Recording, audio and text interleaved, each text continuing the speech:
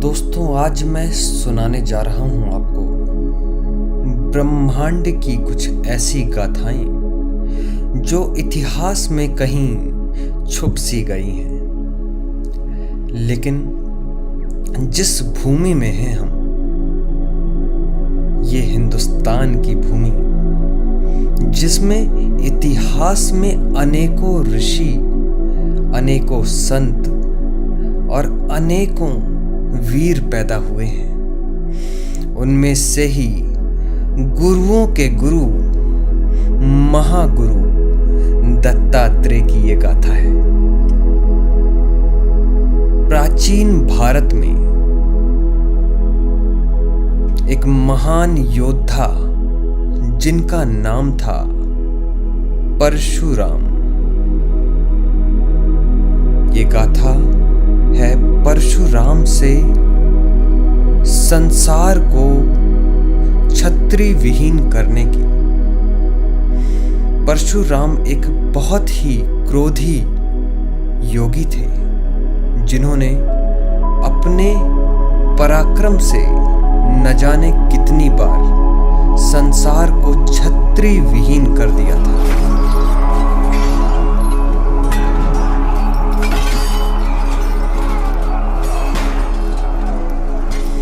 वो क्षत्रियों के ऊपर इतना क्रोधित थे कि उन्होंने 21 बार क्षत्रियों को धरती से विहीन कर दिया था। इसी सिलसिले के दौरान वे अपने घर से काफी दूर चले गए। क्षत्रियों ने पाया कि परशुराम अपने गृह स्थान से काफी दूर हैं, अपने घर से काफी दूर हैं, तो उन्होंने उनके घर में घुसकर उनके पिता की हत्या कर दी। जब ये बात परशुराम को पता चली तो वे वापस अपने घर की ओर बढ़ चले। घर की ओर आए तो उन्होंने देखा कि उनके पिता की मृत्यु हो चुकी थी और उनकी माताश्री सती होने की तैयारी कर रही थी। परशुराम अपनी माता के साथ वनों में जाकर सती प्रथा की इस प्रक्रिया को पूरा करने के लिए उनके साथ निकल पड़ते हैं। पिता की अंत्येष्टि और माता को सती होते हुए कोई भी व्यक्ति देखना नहीं चाहता, लेकिन ऐसी स्थिति परशुराम के जीवन में आ चुकी थी कि उन्हें दोनों ही दुख एक साथ देखने पड़ रहे थे। उनका क्रोध और भी तीव्र होता जा रहा था। माता ने अपने पुत्र के अंदर चल रहे इस द्वंद्व को बहुत ही गहराई से समझ लिया था। तभी उस रास्ते में एक महान ऋषि, गुरुओं के गुरु महागुरु दत्तात्रेय उसी रास्ते से विचरण कर रहे थे। माता ने रुककर दत्तात्रेय महान गुरु महर्षि दत्तात्रेय को प्रणाम किया और परशुराम से कहा, आने वाले समय में जब तुम अपने जीवन को पूरा ना पा पाओ या किसी भी कठिनाई में आ जाओ तो महागुरु की शरण में आ जाना, वो तुम्हें सही रास्ता दिखाएंगे। ऐसा आश्वासन देते हुए वे आगे बढ़ चले और परशुराम जी ने भी उनकी बातें सुनी और उनकी जो प्रतिज्ञा थी उसको पूरा करने के लिए आगे बढ़ चले। कुछ समय बीता। परशुराम क्रोधवश पूरी सृष्टि में हाहाकार मचा रहे थे।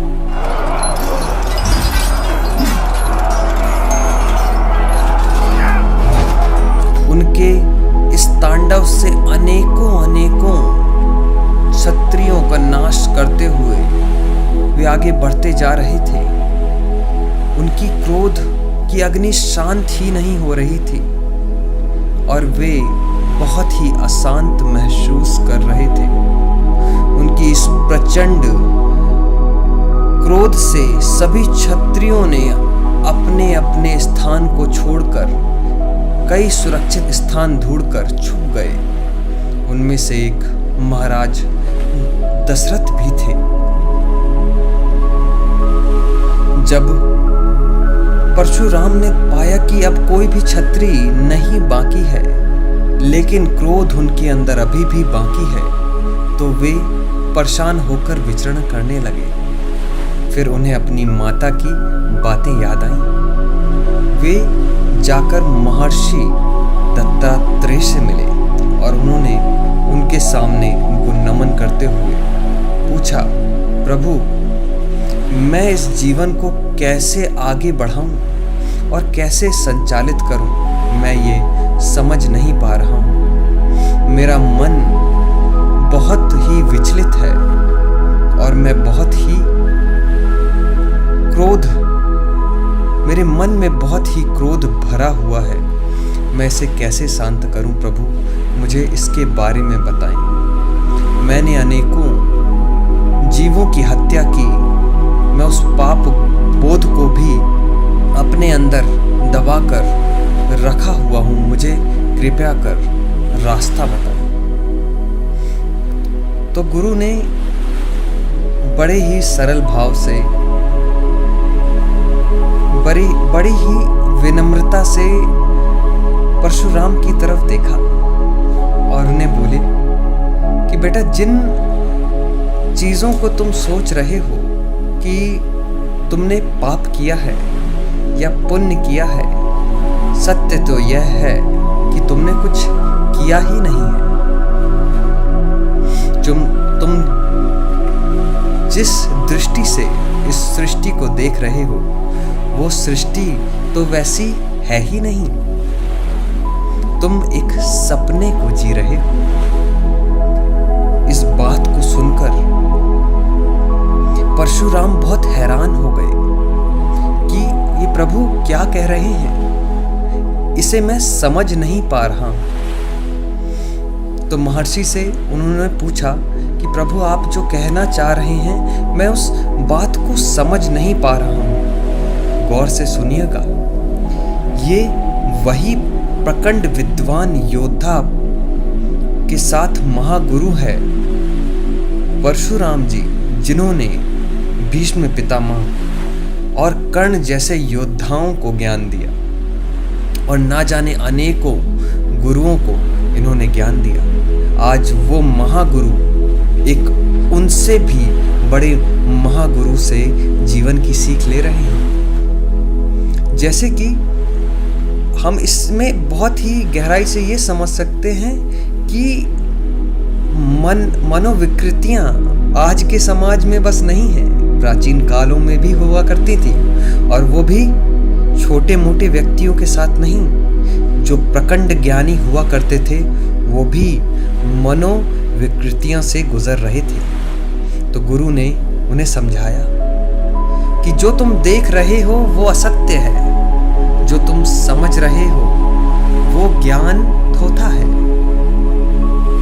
सत्य तो यह है कि इस सृष्टि में जो कुछ भी है, जो कुछ भी था और जो कुछ भी रहेगा, वे सिर्फ चेतना है। अपने शरीर के अंदर की चेतना को देखो। जिस भी दृष्टि से तुम इस सृष्टि को देख रहे हो, चाहे वो महल हो, चाहे वो स्त्री हो जिसका तुम भोग करना चाहते हो, चाहे वो अनेकों रथ हों, चाहे वो अनेकों शक्तियां क्यों ना हों, वे सब ही है ही नहीं, वे सब माया है। वे सब इस सृष्टि में है ही नहीं। इस सृष्टि में है तो सिर्फ और सिर्फ आपका चित्त, और चित्त को समझने के लिए 8 नियमों का पालन करना होता है। यम, नियम, आसन, प्रत्याहार, प्राणायाम, ध्यान, धारणा, समाधि। जब तुम इसका पालन करोगे तब तुम पूरी गहराई से अपने आप को पहचान पाओगे। इन बातों को सुनकर परशुराम ने इन सारी चीज़ों और इन सारे नियमों के ऊपर काम करना चालू किया, लेकिन फिर भी उन्हें वो शांति नहीं मिल पा रही थी। अब गुरु की कृपा ऐसी होती है कि किसी भी व्यक्ति को कठिन से कठिन परिस्थिति को बड़ी ही आसानी से हल करने में वो सहायक हो जाती है। जब परशुराम दत्तात्रेय से पूछे कि प्रभु, मैं नहीं समझ पा रहा हूँ कि कैसे मैं इस शरीर से मुक्त हो पाऊं और इन विचारों को त्यागूं, तो उन्होंने समझाया कि सबसे पहले तुम्हें ये समझना होगा, जिस शरीर का तुम घमंड कर रहे हो वो शरीर भी है ही नहीं। इस शरीर को त्याग दो और अपने अंदर की चेतना पर ध्यान केंद्रित करो। ये चेतना ही सत्य है। इन बातों की गहराई को समझना बहुत कठिन हो सकता है, लेकिन गुरु ने इतनी सरलता से समझाया कि सिर्फ और सिर्फ अपने शरीर में बहने वाली ऊर्जा पर ध्यान केंद्रित करो, उसे गहराई से देखो, सिर्फ ऑब्जर्व करो, पूरी गहराई से उसे देखना चालू करो। जब हम किसी भी चीज को पूरी गहराई से देखते हैं तो हम उसके बारे में सारी जानकारी प्राप्त कर लेते हैं। इसी प्रक्रिया को जब परशुराम ने करना चालू किया तो वे चेतना के अलग आयाम तक पहुंच गए, जिसे आज की सोसाइटी में आज के योगी एनलाइटमेंट कहते हैं। अनंत की खोज एनलाइटमेंट हो जाना। एनलाइटमेंट वही व्यक्ति हो सकता है जो अपनी चेतना को पूरी गहराई से जान ले और इस समाज में हो रहे सारे विकारों के परे जितने भी पुण्य, जितने भी पाप, जितने भी कर्म किए हैं, उन सब को छोड़कर सिर्फ और सिर्फ पूरी गहराई से अपनी चेतना को समझ ले, वही व्यक्ति एनलाइटेंड हो सकता है। सारी मटेरियलिस्टिक चीज़ों को छोड़कर पूरी गहराई से सिर्फ और सिर्फ अपनी चेतना पर ध्यान केंद्रित